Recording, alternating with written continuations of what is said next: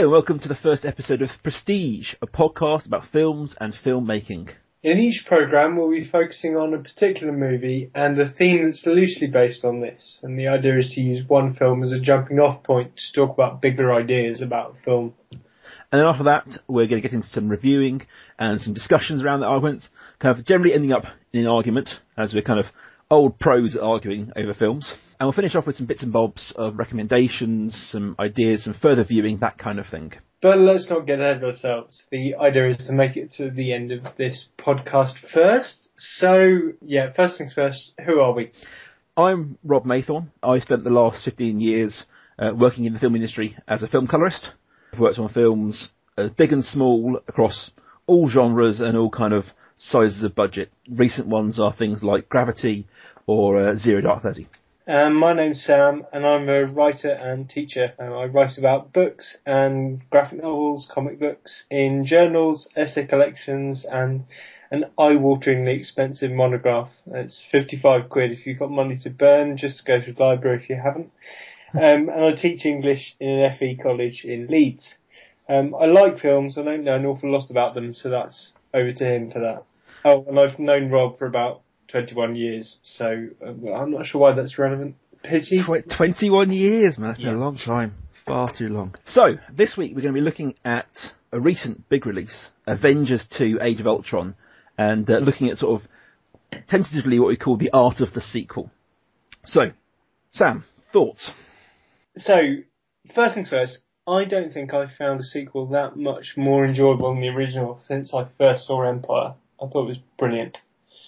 A friend I went to see it with suggested that there'd been a production meeting after the first film where they'd seen how successful Robert Downey Jr.'s camp one-liners were and decided that everyone needed to do them. And I thought it was all the better for that. And the characters settled into it, apart from Chris Hemsworth, who, yeah. And it seemed to be much closer to Guardians in terms of knowingness and self-awareness. Speaking of Guardians of the Galaxy, I liked the nod to Chris Pratt and the headphones and backing track in the character's head, and then the music stayed. There's a fancy word for it, but I forget. And I thought the links to a basis in Christian culture were well done. I'm taking all the beats from the first 5 minutes of the film to avoid spoilers. But Jarvis's sacrificial son at the start, and the tongue-in-cheek Jarvis is my co-pilot bumper sticker. And the idea of spirit becoming flesh and one versus many and all that. And I found the Romanov-Banner relationship genuinely moving. Really? Yeah, I thought it was really good. But on that one I would disagree. That one felt incredibly forced to me. Oh, right. I would agree with you. I think that the film is fun with a capital F. I think that I saw it with my wife and two friends who'd never seen any Marvel films before. Hadn't seen Avengers 1. And came with us to Avengers 2, and they had a blast. And I do genuinely think it is fun. As Sam says, they seem to have settled into their characters and their roles within the show a little bit. A lot of the characters in it are only team players, like Hulk, Hawkeye, Black Widow. These characters don't have their own stories, if you see what I'm saying. And those particularly, they've kind of got their role down. I do think I would disagree on the romance. I felt that one felt a bit too out of the blue. I kind of got the justification from it, but I didn't see it coming. It felt kind of a bit forced. I would say that I have some issues with it. Go for it. I think that anyone who's watched a lot of Joss Whedon's stuff can see all the story beats coming. Yeah, okay, yeah. I love Whedon. I will worship at the altar of Whedon until the day I die, but... See, that's really surprising. You don't strike me as that sort of person. Really? No. But I do think that you can see a lot of his beats. I mean, he has gone on record as saying that he knows he has a story arc he uses, and he knows at this page in the script this is going to happen, at this page this can happen. But you know that certain things in the story are coming. You don't know how they're going to play out, I grant you, and knowing who does what is going to be the different kind of the thing to work out. But I do think that at a certain point, I'm looking forward to someone else taking the reins of the Avengers, someone else having a crack at that story arc, which is going to happen with number 3. The Russo brothers are taking over. This is Whedon's last Marvel film, I believe. Right. And I think that I would kind of echo Sam. There's a lot of themes exposed in the film, and the one that really struck me was the whole kind of man versus God idea. Almost the mad scientists on one hand, who don't think they're mad, but know they're mad. And then you've got the more kind of naturalistic, we'll stick together, follow the path, these sort of Captain America, if you get what I'm saying, Sam. Yeah. And I think given that the third film is Avengers Civil War, and if anyone's read the Civil War comics, basically, have you read them, Sam? No, well, that was something else I wanted to mention. I purposely avoided reading any of the comics because I quite fancy just going along for the ride and not knowing about like the backstory and Thanos and any of the relationships between the Avengers. I've read a bit in the late 90s, early 2000s. There was something called the Ultimate World, where basically Marvel rebooted all their storylines, set up a whole new world, so new X-Men, new Avengers, and they had something called the Ultimates, which was their version of Avengers. And I read that, and having read X-Men over the years, I've read a little bit of Avengers, but not a lot. The only one I have read is Civil War, and Civil War basically is a civil war between superheroes. Yeah. Now, I won't go into details because I don't want to give spoilers away for the comics and films, but the reasons why the Civil War breaks out in the comics simply can't happen in the film. They haven't set it up in a way that means it can happen. Oh, right. It's all related to secret identities, and no people have to reveal them. But in the movies, no one has secret identity. But they have set up this idea of warring factions with, as you said, with Banner and Stark against Captain America and Hulk. Yeah, and I think whilst you've got someone like Thor who kind of straddles magic science line, really, because obviously he's very much the embodiment of any sufficiently advanced technology appears like magic. Because in the Thor films they do say it isn't magic, it's just science beyond what we know.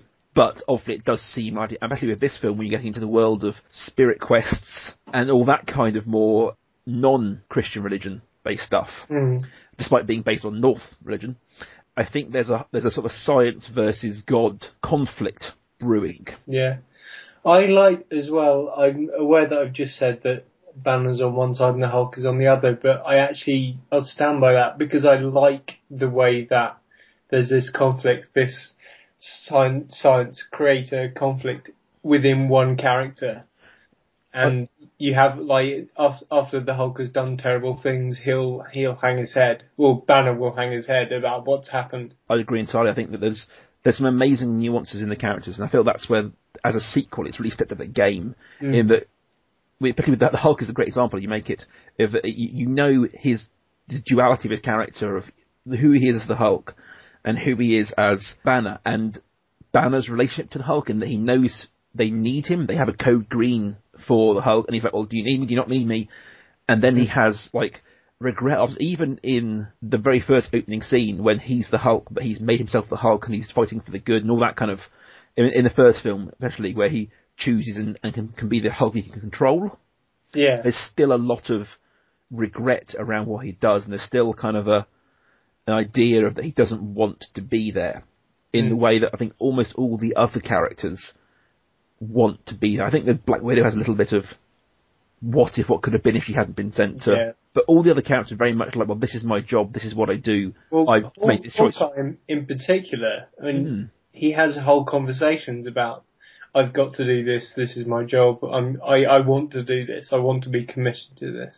I think I'm glad to see that in the sequel they kind of gave a lot more screen time to Hawkeye. Because in the first one, I always thought he was played short, as one of the Avengers, let's say. That he was played short because of being mind-controlled in the first film. He didn't really have a lot to do.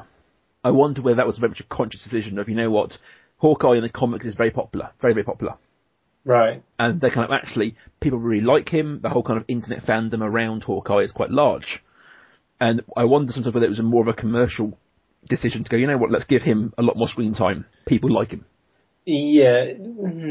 It helps that Jeremy Renner is naturally likeable anyway. I agree. I think that there's something to be said overall for generally the spot-on casting of these films. I'm trying to think through the film now, and I can't really think of a weak link. And actually, I mentioned, well, the one acting I don't like is Chris Hemsworth, but one of the friends I went to stay with said, well, that's part of the joy of the character, that he is a bit stilted and rubbish.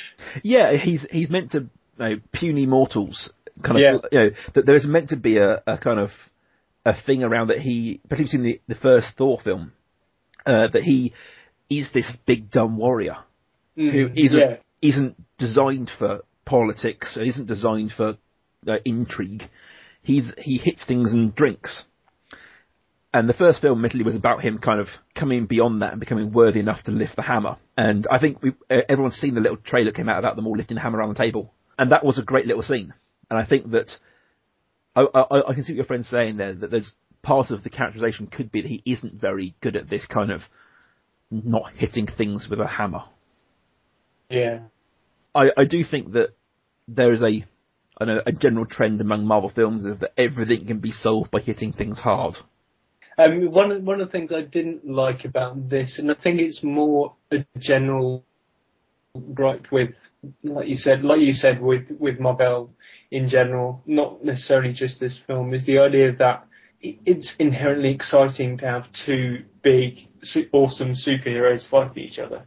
When I just find that a bit dull. I like the clever parts of fight scenes, so Captain America and Thor in tandem, and Widow on a bike, and like any time Hawkeye uses a bow is good fun. But if you've got two similarly awesome physical opponents, then I just find that a bit dull. I'd agree. I think that's where, as a sequel, I think they've taken the game a lot from the first one. That there is a lot of interplay between their fighting styles. And you get the vibe that they've been playing together a lot, that they've been fighting together a lot, and that they've kind of learnt these little tricks. But I think that's, I suppose, a meditation on the nature of modern films, in that all of them just hit things hard, and every battle they fight is about them physically fighting somebody, and all the new characters who turn up, even the ones that are sort of maybe more, I don't know, enlightened or whatever, still basically just hit things hard. Yeah. And I would love to see a bit more, occasionally, some of the idea of more of a smarter solution. Yeah, I just want less Michael Bay. Yes. There were times in this, very short times, when I thought I could just be watching Transformers 4. Yes, and I think that there's always a risk when you get into especially CGI battles that you're going to go the Transformers way. I mean, to sort of kick it a bit larger, if you look at something like Pacific Rim, which I really, really liked, and I think that, I know people didn't like it, but I think their fight scenes were very well done, because it is giant robots fighting giant monsters, but at all times there was a kind of continuation of action, and you knew what was happening. You got what was happening, whereas something like Transformers, it's just a massive swirling cuts, and you've got no idea what's going on. Yeah. And sometimes, especially when you're looking at Ultron fighting Iron Man, where they're both completely CGI, that you lost sense of where the ground was and what he was, and it was all so fast. You're like, well, I don't really follow it. Yeah. But to kick this in a little bit larger, we wanted to look at sort of, I suppose, the art of the sequel. Both of us kind of are on board with this being a very good sequel, but in a larger world, kind of, what do you think makes a good sequel? I think that knowingness is a good thing. And also, the thing with the Avengers is what makes it a good sequel is what makes it a bit annoying as a sequel, which is the idea of narrative. And the fact that it links so well with the others is good. But at the same time, you just think, I mean, I was talking to someone about this last night, that you know in advance where the narrative's going to go, and you know that the next 40 million Avengers films have been lined up for one every 3 years from now until the end of time. So it's just a bit... Yeah, I think that a general concern I find with sequels is that you kind of want to have that fine line between sort of in the same wheelhouse as the first film, so you don't lose your audience, and doing something so similar that no one cares. Yeah. I mean, I think we have mentioned it earlier in briefing, but Star Wars, the original trilogy, did this very well. You look at something like Star Wars versus Empire. Empire is very clearly a sequel. There's still the same sort of beats happening, same sort of story arc happening, but it feels like a very different sort of film. Yeah. And I think there's a whole other argument around trilogies versus sequels. In when it plans a trilogy, it has different points to hit over it all. But I do think that there's a very fine line to be tread there, and I think certain sequels certainly kind of cross that line one way or the other. Because the last film I saw before this was another sequel, was 22 Jump Street. Yes. And I think that's an interesting comparison to draw there. It wasn't a good film by any stretch of the imagination, but the idea of, is a very marked difference in how a sequel is constructed with that, because it was obvious that they'd seen, the first one's been a success, how can we do the second one? Like, how can we take this further? But an interesting thing was the credits at the end of that specifically undermined the idea of creating a sequel in the first place. Yeah, I think 22 Jump Street is a very interesting example, because whilst I agree that I don't think it was an amazing film, I do think it handled its sequelness very well by basically going, make it very clear that this is a sequel, and there's a lot of knowing jokes about the fact that this is a cash-in on that first film. Yes.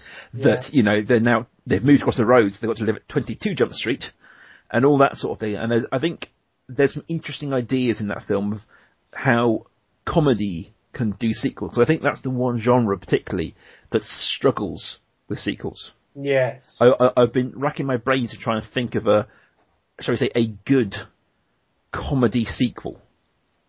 And it's a lot harder than you think, because a lot of sequels kind of unintentionally fall into parody of the first film.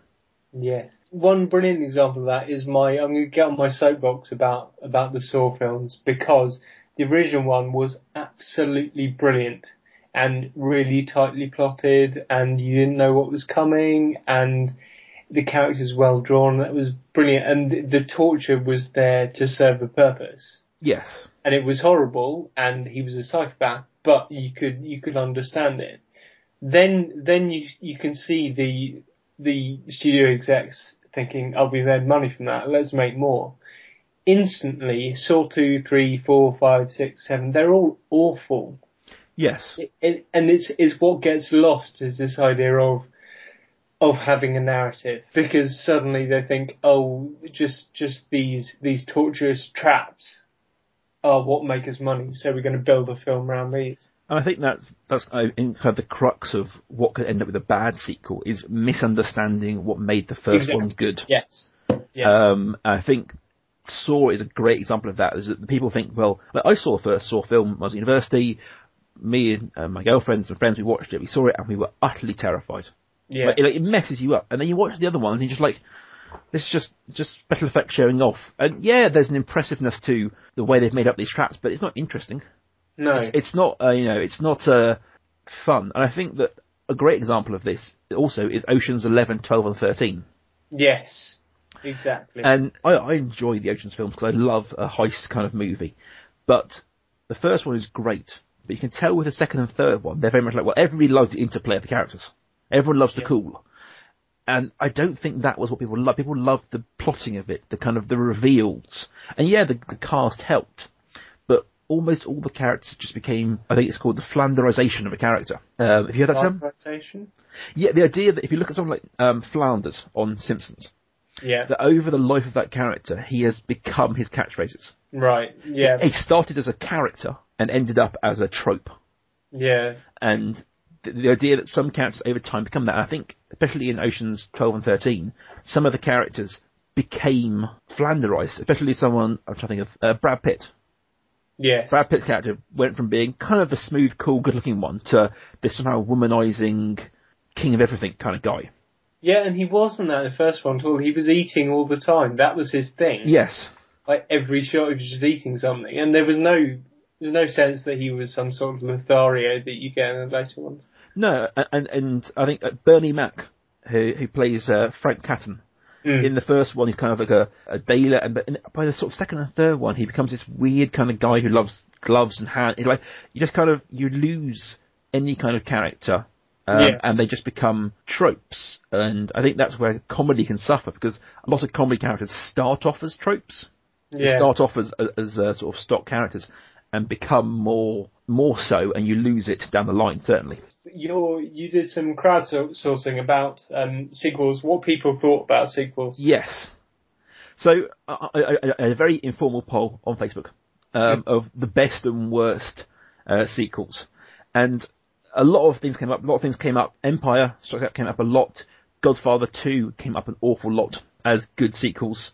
The Batman films came up, Dark Knight and that sort of stuff. I disagree entirely with that because I think they're terrible films. Yeah, you're a Philistine. You should. But that's a podcast when they release Spider-Man vs. Batman. Okay, right. One that I think came up that I would agree with, I hadn't thought about it as was Bad Boys 2. Now, I have never seen that. Have you seen Bad Boys 1 or Bad Boys 2? I think I've seen Bad Boys 1, but I may or may not have been drunk. Bad Boys 1 and Bad Boys 2 are very different films. Right. Bad Boys 1 is it's action, but it's very much a thriller. It's, they're kind of just trying to solve this murder, there's gangsters, and Bad Boys 2 is very much an almost over-the-top parody. There's action scenes, there's driving a car through a building. It's a full-on action film compared to the first one, which is a thriller film. And I think that's one where they nailed down why people liked it. And that is Will Smith. Will Smith and Martin Lawrence, who obviously the main character in it, their interplay and that kind of sparkiness is why people love that first one, and they maintain that in the second one. And yeah, they threw in more guns and more explosions and stuff, but I think the reason why it works is they've hung on to that kind of the core that made it everyone loving it in the first place. And it's like you said, it's just keeping hold of this idea that people loved it for a reason. Yeah, it's not sell out.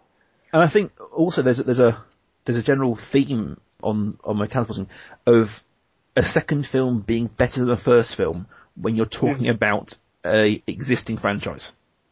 So Superman, Batman, Star Trek, the idea that somehow that with these things that maybe always start off as a book or a comic and then make them into films, it takes a second film to hit their stride. X-Men 2 is a great example. I think, cover your ears, but I think the Batman films did this. I thought The Dark Knight was the best of the three by a long way. And I thought it took a while to get into its stride, and Nolan really hit the jackpot with the second one. But you don't agree because you're wrong. So no. I would certainly agree the second one is the best of the three. But I think that they serve Batman as a character very badly. And I think that, and this is a whole other podcast, I think that the strength of Batman is that he is the world's greatest detective.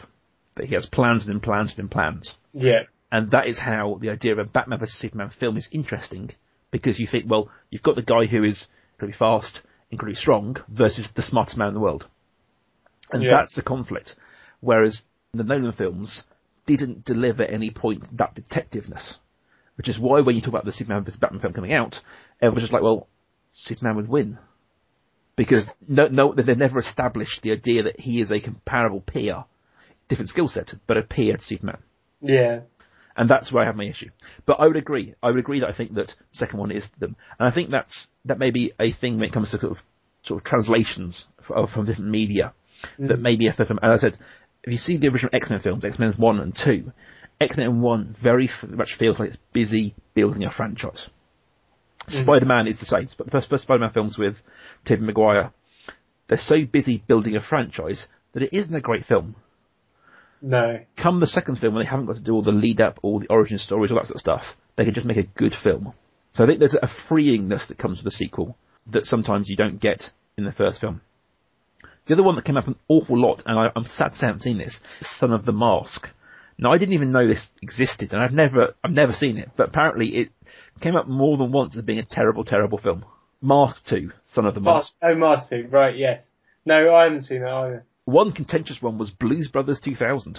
Yeah, I'd agree with that as terrible. Blues Brothers is my favourite film of all time, so it kind of gets a pass by being related. But it's terrible! But it has like 2 or 3 really good songs in it.